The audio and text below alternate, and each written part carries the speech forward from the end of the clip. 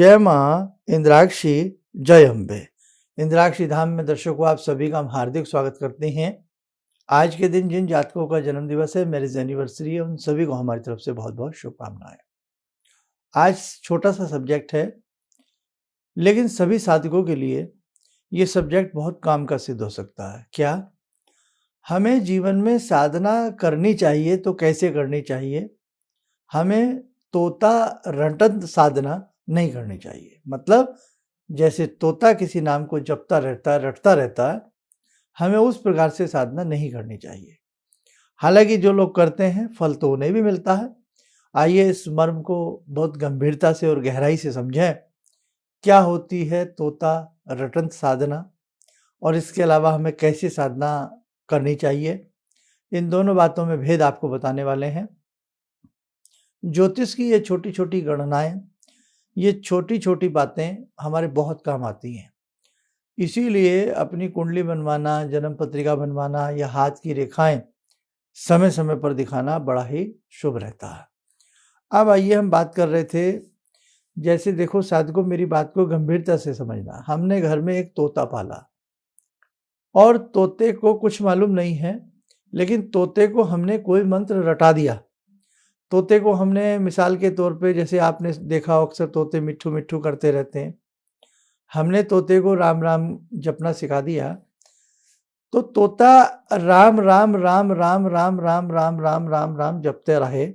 यह तोता किसी भी मंत्र को रटंत तरीके से करता रहे, रट्टाफिकेशन उस मंत्र का वो करता रहे, तो फल तो मिलेगा। ऐसा नहीं है कि फल नहीं मिलेगा, लेकिन जब तक उस नाम में भाव नहीं आएंगे, बहुत अच्छे से समझना बच्चों ये बातें, जब तक नाम में भाव नहीं आएंगे वो बात नहीं बनेगी।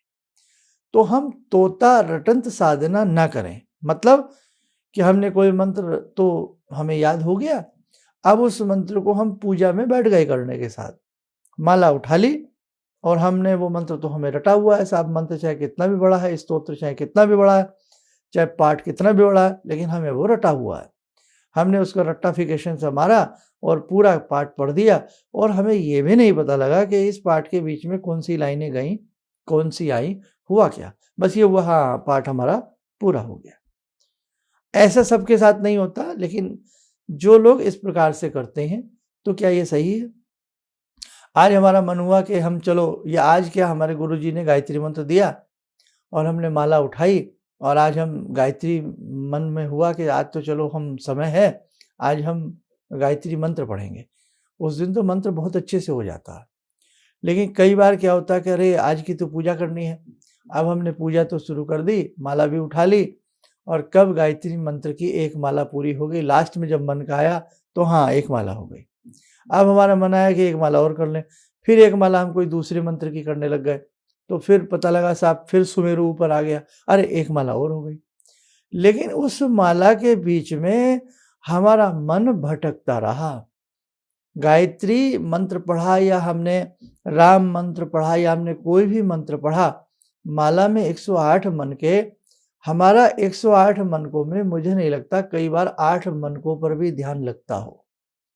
100 मनकों में कभी हम भोपाल चले जाते हैं, कभी हम गुजरात घूम आते हैं, कभी हम कोई पुरानी अपनी बात याद कर उठते हैं, कभी हम किसी से कोई लेना देना या कोई इस प्रकार की बातें हमारे दिमाग में आती हैं, कोई झगड़ा प्रलाप हमारे दिमाग में आ जाता है, या आज हमें क्या करना है, किसको क्या कहना है, वो बातें।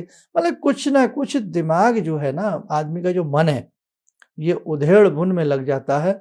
और जिस वक्त में हम संसार का सबसे सुंदर और श्रेष्ठ कार्य कर रहे होते हैं, अर्थात हम भगवान की शरण में उपासना नजदीक बैठ करके उनकी साधना कर रहे होते हैं, तो उस वक्त भी ये बैरी मन हमें जीने नहीं देता।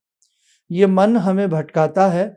माला तो हमारी रट्टाफिकेशन के हिसाब से हमें याद था, जैसे तोता रटंत वाली बात अब समझ में गए ना, कि वो रट तो दिया तोते ने किसी मंत्र को, लेकिन वो भाव, वो भंगिमाएं, वो श्रद्धा है ना, तो वो चीज जब तक मंत्र में नहीं आएगी, आपकी जप में नहीं आएगी, आपका मंत्र, आपका जप चैतन्य नहीं होगा, ऊर्जा नहीं आएगी, उसमें प्राण नहीं आएंगे साहब। समझ गए? तो आप जब भी मंत्र साधना करें, मंत्र साधना करते ही ये भाव ले आए कि देखो भाई, मुझे ये 1 माला करनी है, मुझे ये 3 माला करनी है, मुझे ये आज 15 मिनट में बैठा हूँ या बैठी हूँ। अब 15 मिनट ये जो दिमाग है ना, उसके जो घोड़े दौड़ते हैं, अश्व दौड़ते हैं, उसकी लगाम पकड़ लो कि साहब मैं दिमाग को दौड़ने नहीं दूँगा। बस ये ध्यान रखें, एक साधक ये समझे, हे मन मस्तिष्क, मैंने तुम्हारी डोरी को पकड़ लिया है और वो डोरी तुम्हारे अपने हृदय से बांध दी है। अब जब हृदय से डोरी बंध गई है तो तुम मेरे हृदय में रहो। मन और हृदय जब एक होता है ना, तो भगवान नज़दीक आ जाते हैं, उपासना सार्थक हो जाती है और साधक की साधना बहुत सुंदर तरीके से चलने लगती है। जो साधक की साधना जैसे-जैसे बढ़ती जाती है, उसका विवेक जागृत होता चला जाता है, उसकी मेधा शक्ति जागृत होती चली जाती है, उस व्यक्ति के अंदर से एक अलग सी खुशबू आने लगती है, उसका ललाट अपने आप चमकने लगता है, उसकी आँखों में एक अलग चमक होने लगती है, समझे आप? उसे एक सुगंधी आने लगती है, उसके जीवन में एक मस्ती छा जाती है, एक रोमांच छा जाता है ना? है ना?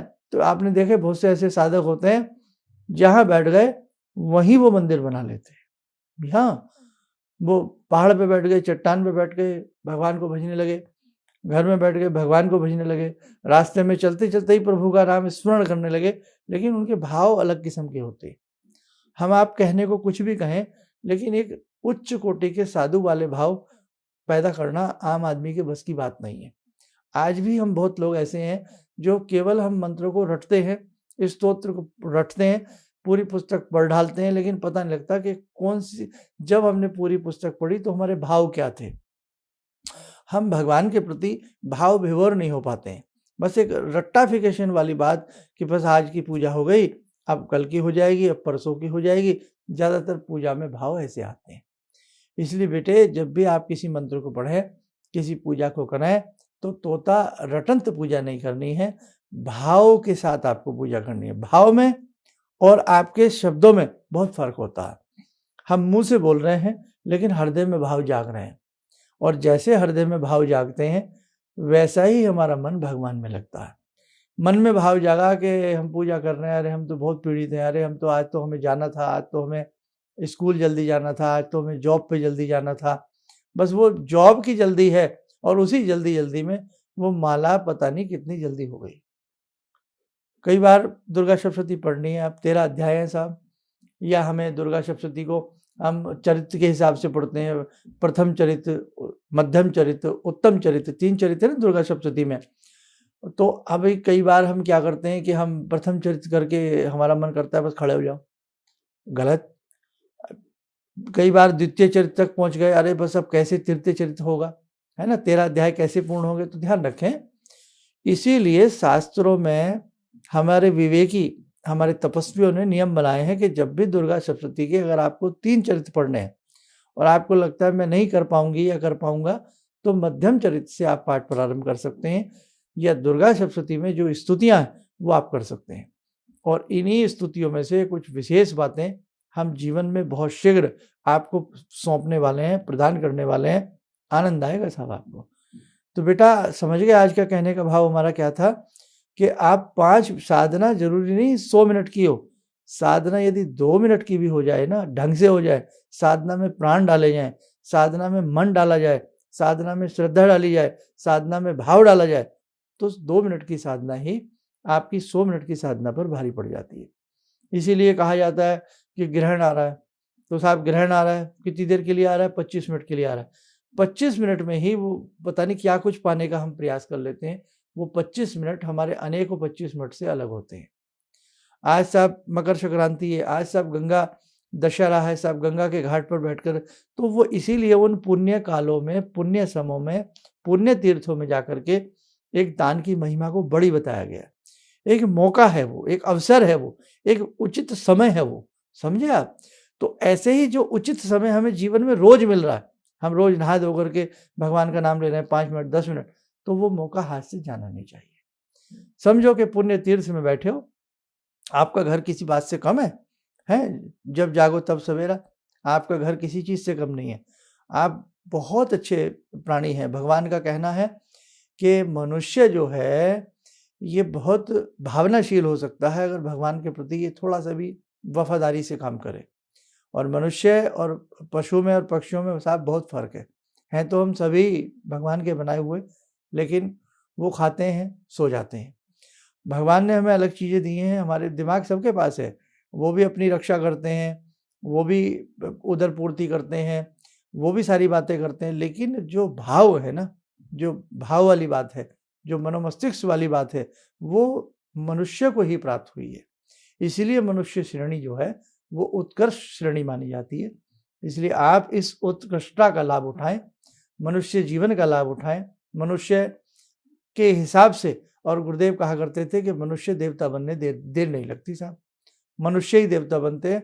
हम में से बहुत लोग ऋषि बनते हैं, हम में से बहुत लोग देवता बन जाते हैं, हम में से बहुत लोग बड़े संत बन जाते हैं, हम में से बहुत लोग चोर मवाली डाकू बन जाते हैं। कहाँ से बनते हैं? कहीं कहीं और से आते हैं, वो हम में से तो होते हैं। तो हम में से ही बहुत अच्छे भी बन सकते हैं। इसीलिए से आपकी जो साधना है प्रतिदिन की, बहुत सुंदर तरीके से करिएगा। चाहे 10 मिनट करिए, 5 मिनट करिए, बहुत भाव विभोर होकर के करिएगा।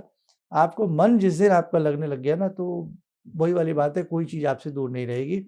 आप जिस मंत्र को भी जप रहे हैं, उसी मंत्र के सहारे आप भगवान की प्राप्ति कर लेंगे और आपके जितने भी आध्यात्मिक और भौतिक सुख हैं, वो आपको ईश्वर की कृपा से प्राप्त होने लग जाएंगे। देखो, इसीलिए छोटी-छोटी बातें ध्यान रखें। रुद्राक्ष धारण करें, रुद्राक्ष की माला से जप करें, तुलसी की माला से जप करें, ओरिजिनल चीज़ों से जप करें। कैसे? तुलसी की माला में कई बार क्या गलती हो जाती है, कई आपने नाम सुना हो तुअर की दाल, जिसे अरहर कहा जाता है। अरहर की दाल की जो लकड़ियाँ होती हैं, उनकी छोटी-छोटी जो लकड़ियाँ होती हैं, कई बार उनकी भी माला बाज़ारों में तुलसी कह कर के बेच दी जाती है। ऐसे ही रुद्राक्ष में कच्चे रुद्राक्ष या भद्राक्ष भी बहुत मिलते हैं। तो अच्छी माला से जाप करें, हमारे संसाधन भी अच्छे हों पूजा पाठ के, आसन शुद्ध हो, आसन बढ़िया तरीके से बिछावें, बढ़िया तरीके से भगवान की जोत बनावें, बढ़िया तरीके से भगवान का मंदिर साफ करें, बढ़िया तरीके से भगवान को भोग लगाएं, बढ़िया तरीके से भगवान की पूजा करेंगे। आपको किसी के भी रिक्वेस्ट करने की कहीं ज़रूरत नहीं पड़ेगी। अगर भगवान की प्रार्थना आप अच्छे से कर रहे हैं, अपने आप आपका भगवान से तारतम्य जुड़ जाएगा, तालमेल भगवान का आपसे जुड़ जाएगा। अगर पीछे से बिजली की सप्लाई ना हो तो तार किसी काम के नहीं, वो बेतार हो जाते हैं। तो आप भगवान से डायरेक्ट जुड़ जाइए, डायरेक्ट आप ट्रांसफार्मर से जुड़ जाइए, डायरेक्ट आप बिजली उससे जुड़ जाइए। भगवान एक विद्युत है, एक वेग है ना? तो डायरेक्ट आप भगवान से जुड़ने का प्रयास करिएगा। बीच में कोई चीज़ आपके नहीं आनी चाहिए, मतलब मन जो है वो कहीं भटकना नहीं चाहिए, बस। फिर देखो आप चमत्कार। अब एक संदेश हमने आपसे कई दिन से क्या, मेरे ख्याल से 15-20 दिन से कह रहे हैं कि एक दिव्य साधना से हम जोड़ना चाहते हैं।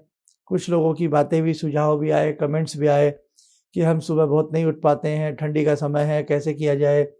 अलग-अलग सबके अपनी-अपनी राय होती है और होनी भी चाहिए। राय से ही कोई निचोड़ निकलता है, निष्कर्ष निकलता है। तो इस बार का जो हम आपको जो देंगे, वो आप संध्या के समय भी कर सकते हैं, शाम के समय भी कर सकते हैं।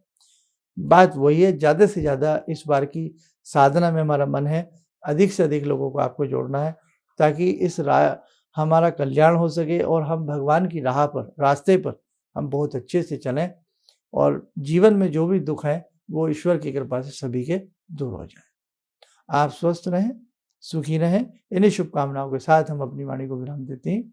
जय जय अम्बे।